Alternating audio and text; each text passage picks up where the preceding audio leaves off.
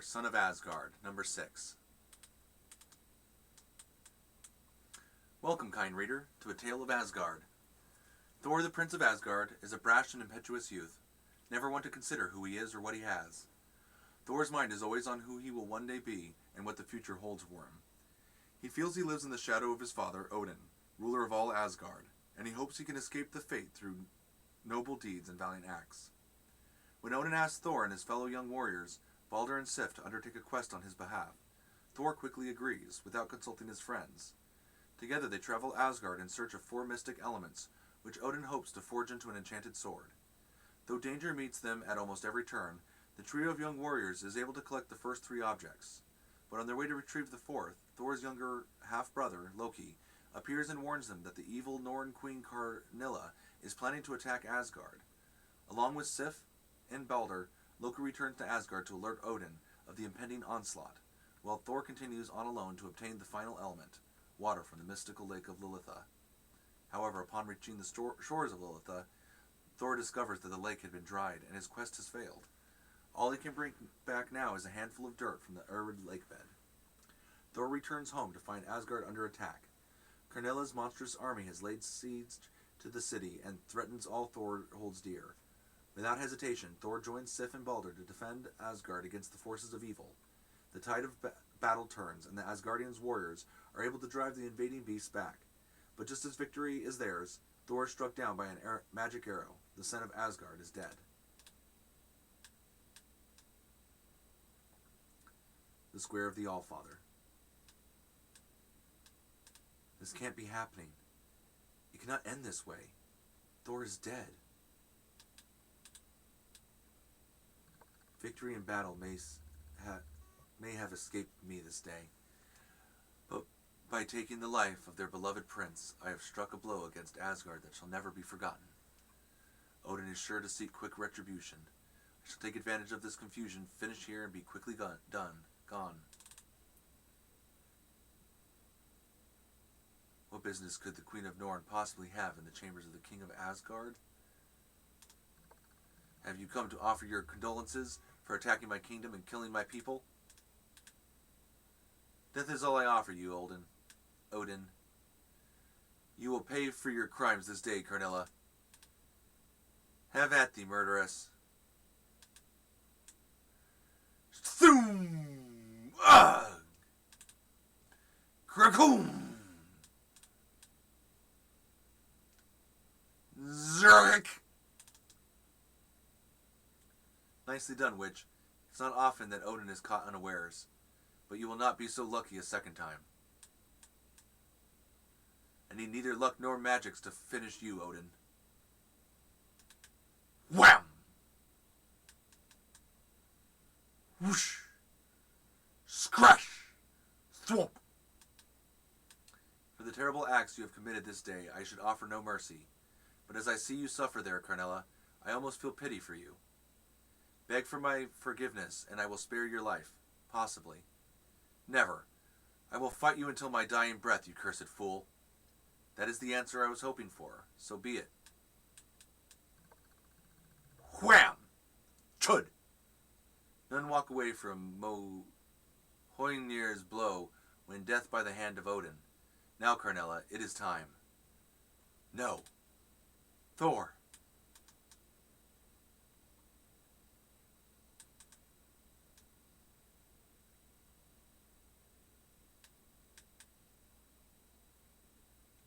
Forgive me, Thor.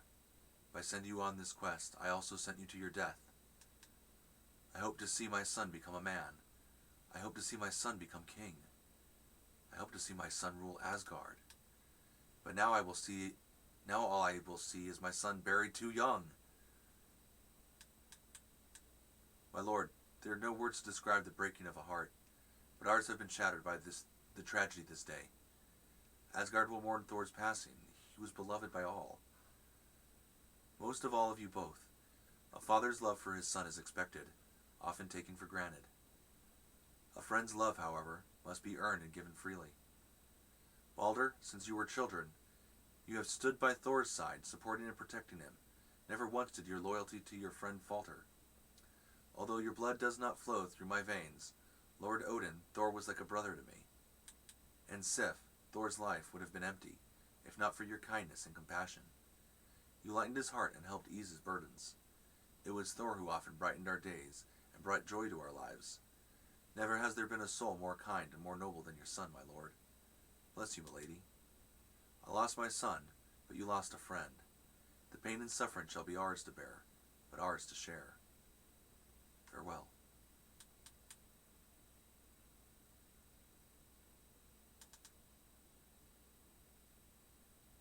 What's happening here?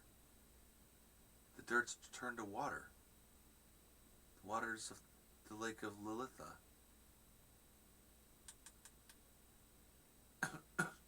Sploosh.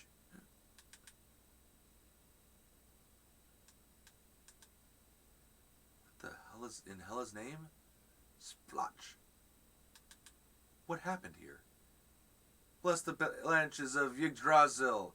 Thor lives. Please, Father, tell me what happened. Why does all of Asgard stare at me? You fell in battle, my son. Not moments ago. You lay dead before our eyes in this very spot. How is it this possible? The arrow left no mark. We owe your life to the powers of love and the lake of Lilitha. In my grief, I scattered the dried lake bed dirt over your body, knowing that we could draw water from it to save your life if touched by love's tears. However, omniscience does not grant me the ability to control fate. I can only set the stage and hope that events would take their natural course. When Sif's tears came into contact with the enchanted earth, their healing powers brought you back to life. So water has been drawn from the lake of Lilitha. We have successfully completed our quest. Ha! You just don't quit, do you? Look at you, back from Hela's embrace only a few minutes, and you're already worried about proving yourself. You cheat death, Thor. What more do you need? Well, when you put it that way, ha ha ha ha, one of your sons faced down death today, Odin. Will the other be so lucky? Loki! Oh, come now, secretly you wish this young trickster dead, do you not? After all the trouble he's caused, would your lives not be easier without him? From alerting the dragon to conjuring the rock trolls, it was Loki here who tried to sabotage your ridiculous quest at every turn. He would rather see you all dead. Please, no. Well, you all say may be true, Karnilla. In the end, Loki chose the path of righteousness. By warning us of your impending attack, it was Loki who raised the alarm and saved all of Asgard. Are those the actions of someone who would want us all dead? I think not. How can you defend him? His hands are as dirty as mine. My hands. That will spill blood once more today. If you must take a life this day, take mine. I forfeit it in exchange for Loki's. And if the denizens of Asgard hate Loki, as you say, won't my death better satisfy your need for revenge? You fool, what kind of man would sacrifice his life for that of his enemy? A man who knows no enemy. A man who believes in the value of all life. A man who believes there is good in every soul.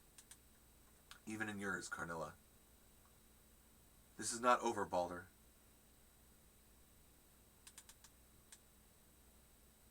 Balder, are you all right? What just happened? The Norn Kreen. Where's she gone? Fear not, my friends. I have a feeling we will not be seeing Karnilla again anytime soon. What do you mean? Could she still be lurking in the shadows? No, Lady Sif, she will not be back this day. Balder has opened her eyes to something she never knew existed. Something that will keep her occupied for quite some time. Today was a day every father's fears, a day in which I almost lost both my sons. It is a day I hope I will never be forced to live again. I am thankful beyond belief that you escaped with your lives, but there are some who were not as lucky. Citizens of Asgard, the victory that is ours this day comes at a heavy cost. The lives of many Asgardians have been lost in defense of our land. We must ensure their sacrifices were not made in vain. We will restore Asgard to the glory it once knew. Amidst today's darkness, we can also find a light of hope, for Asgard welcomes these new warriors into our ranks. Without their courage and fortitude, the battle may not have been won. Tomorrow, Agnar and Gatron will journey to meet Sindri, the king of the dwarves. They will present him with 4 mystic elements that he will forge into a sword. In 1 month's time, this sword will be brought here to Asgard, while I will bestow it upon the warrior, I find most worthy. I have much to consider. 1 month later, the Imperial Banquet Hall. So do you think it's going... who do you think it's going to be? Upon whom will Odin bestow the sword? It's not like we haven't talked about this every day for the last month, Sif. All I can say is that I don't believe this sword is meant for me. There's another enchanted weapon that belongs in my hands when I am worthy, someday. Tonight, let us remember our fallen comrades, our brothers who gave their lives protecting Asgard. We honor these brave warriors as they join our forefathers in Valhalla. Yet while we have suffered losses that we shall mourn, there have been triumphs to recognize. These 3 young Asgardians have proven themselves worthy of our company. The Lady Sif, with her keen senses and unswerving loyalty, joins the growing number of warrior maidens in our ranks. Balder the Brave, whose sound strategy and respect for all life makes him a valuable addition to our number. And my own son, Thor, whose vigor and valor rivals that of any warrior present, shall bring his passion into each and every battle we will fight. I sent these 3 on a quest to obtain 4 mystic elements, which have now been forged into the enchanted sword you see here. Warriors of Asgard, I present to you Svadrin. This sword is one of the most powerful weapons seen anywhere in the 9 worlds. It is a weapon of honor, of pride, of courage. It is a weapon that I now bestow upon the Asgardian warrior whom I feel most deserves it. Balder the Brave. Thank you, Balder, for reminding us of the value of mercy and compassion. You are an inspiration that all in Asgard shall look up to and cherish. May you wield this sword with honor and defense of our land and people. For Asgard!